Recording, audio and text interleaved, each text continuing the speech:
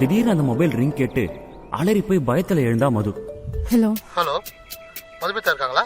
S நான் இங்கே Adyar police ஸ்டேஷன்லேருந்து பேசுகிறேன் மேடம். இங்கே ஏர்லி மார்னிங் எங்களுக்கு ஒரு டெட் பாடி கிடச்சிருக்கு. டெட் பாடியில் இந்த வேலட்டில் உங்கள் விசிட்டிங் கார்டை பார்த்தோம். கண்டிப்பாக இறந்து போனவர் ஏதோ ஒரு வகையில் உங்களுக்கு தெரிஞ்சவங்க தான் இருக்கலாம். உங்களுக்கு லொக்கேஷன் அனுப்புகிறேன், சீக்கிரம் அனுப்பிச்சிருங்க. பலவிதமான ஒரு கலவையான யோசனைகளோட ரெடி ஆனா மது. அவ போனுக்கு வந்த லொகேஷன் இருக்கிற இடத்துக்கு கிளம்புனா.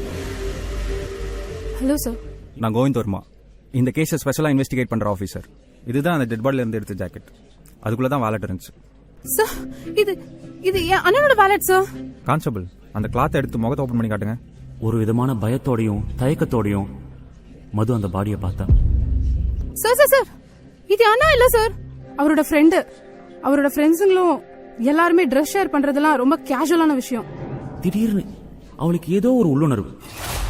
சார், இங்க யாரோ என்ன ரொம்ப நேரமா கவனிச்சுட்டே இருக்க மாதிரி இருக்கு. எங்க அண்ணாவோட போன் வேற நாட் ரீச்சபிள்னு வருது. ஏதோ எல்லாமே தப்பா படுது. பயப்படாதீங்க மதுமிதா, இப்போ நீங்கள் கிளம்புங்க. Okay sir. கோவிந்த் வர்மா கிட்ட சொல்லிட்டு அங்கிருந்து கிளம்பின மது நடக்க ஆரம்பிச்சா.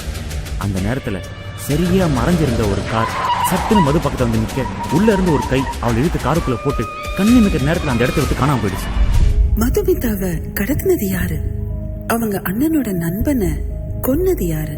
இவங்க வாழ்க்கையில இனிமே என்ன நடக்க போகுது? இதெல்லாம் தெரிஞ்சுக்கணுமா? அப்போ ரேடியோ ரூம் ஆப்பை டவுன்லோட் பண்ணுங்க. sadi.com கதையை தொடர்ந்து கேளுங்க. ரேடியோ ரூம், உங்கள் கதை உலகம் உங்கள் கையில்.